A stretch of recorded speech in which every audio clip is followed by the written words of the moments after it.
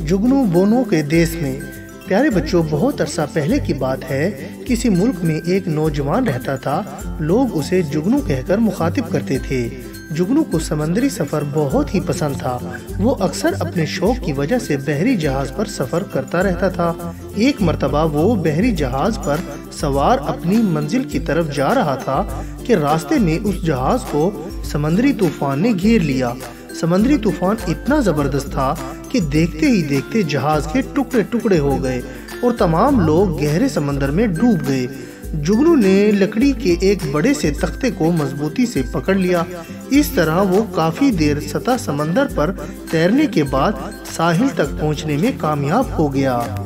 साहिल समंदर तक आते आते जुगनू इतना थक गया था कि उसके लिए 2 कदम चलना भी दुश्वार हो गया था। जुगनू ने सोचा कुछ देर आराम करके वो खुराक की तलाश कर लेगा। ये सोचकर वो साहिल समंदर की रेत पर लेट गया। जल्द ही उसे गहरी नींद आ गई। काफी देर बाद जुगनू की आंख खुली तो उसने अपने आप को धागे की तरह बारीक रस्सियों से बंधे हुए पाया। उसने हैरान नजरों से इधर उधर देखा तो उसे बेशुमार छोटे छोटे इंसान नजर आए। वो लोग जुगनू को आंखें खोलता देखकर पहले तो दहशत से अपनी अपनी जगह रुक गए।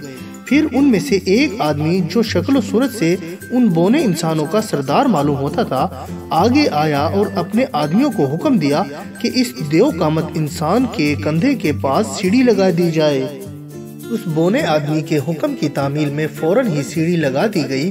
बोना आदमी बड़ी शान से सीढ़ी पर चढ़ा और जुगनू के सीने पर जाकर खड़ा हो गया।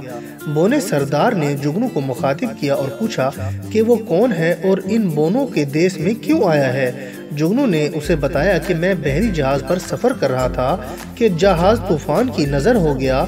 मेरे तमाम हमसफर समंदर में डूब गए, जबकि मैं मुजज़ाती तौर पर जिंदा बच गया और अब तुम लोगों की कैद में हूँ। और अब मुझे बहुत ज्यादा भूख लगी है क्योंकि मैंने कल से कुछ नहीं खाया।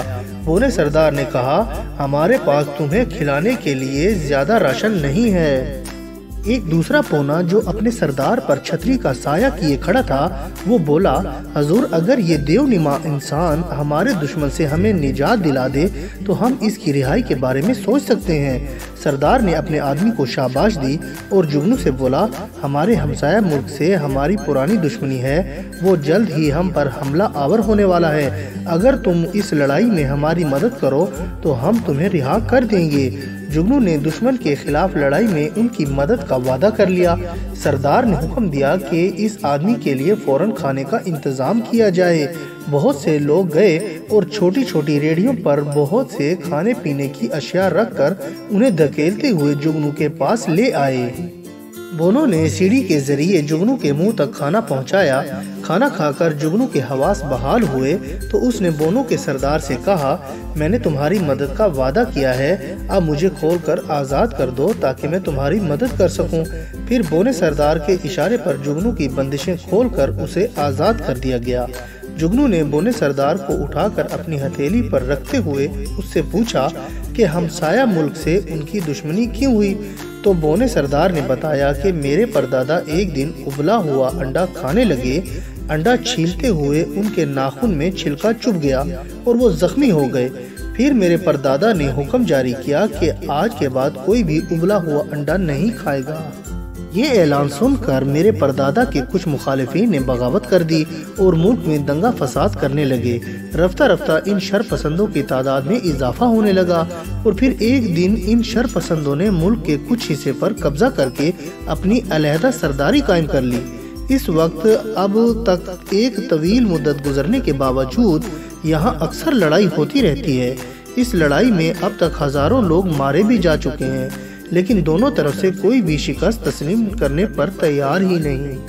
बोने सरदार ने चंद रोज बाद जुगनू को बताया कि हमारे जासूस ने इत्तला दी है कि दुश्मन 1-2 रोज में हमला करने वाला है और वो समंदर के रास्ते आ रहे हैं। जुगनू ने कहा, घबराने की कोई बात नहीं, तो मुझे कुछ रस्सियां और लोहे की सलाखें दो और फिर दुश्मन का हश्र देखो। जुगनू को रस्सियां और लोहे की सलाखें दे दी गईं। उसने सलाखों को मोड़कर उनके हुक बनाए और उन हुकों को रस्सियां बांध दी। دوسرے دن صبح سویرے جگنو سمندر کے کنارے جا بیٹھا اور وہ دوربین کی مدد سے سمندر کا جائزہ لے رہا تھا کہ کچھ دیر بعد اسے دشمن کے جہاز ساحل کی طرف آتے ہوئے دکھائی دیے۔ جگنو چھپ کر انہیں دیکھتا رہا اور پھر جیسے ہی دشمن ساحل کے قریب پہنچا، جگنو تیزی سے آگے بڑھا۔ اتنے بڑے دیو نما انسان کو دیکھ کر دشمن کے سپاہی بوکھلا گئے اور ان میں افراتفری پھیل گئی۔ جگنو نے رسیوں کو پکڑ کر ان میں بندھے ہوئے ہک دشمن کی کشتیوں کی طرف اچھال دیے اور کشتیوں کو کھینچ کر ساحل کی طرف چل پڑا۔ بونے اور ان کا سردار دور کھڑے جگنو کی کارروائی دیکھ رہے تھے۔ انہوں نے جب دیکھا کہ جگنو نے دشمن کے جہاز پکڑ لیے ہیں تو وہ بھاگتے ہوئے آئے اور خوشی سے نعرے لگانے لگے۔ سردار نے جگنو کا بہت شکریہ ادا کیا۔ جگنو کے کہنے پر بونوں نے اسے کشتی بنانے کا سامان جمع کر کے دیا۔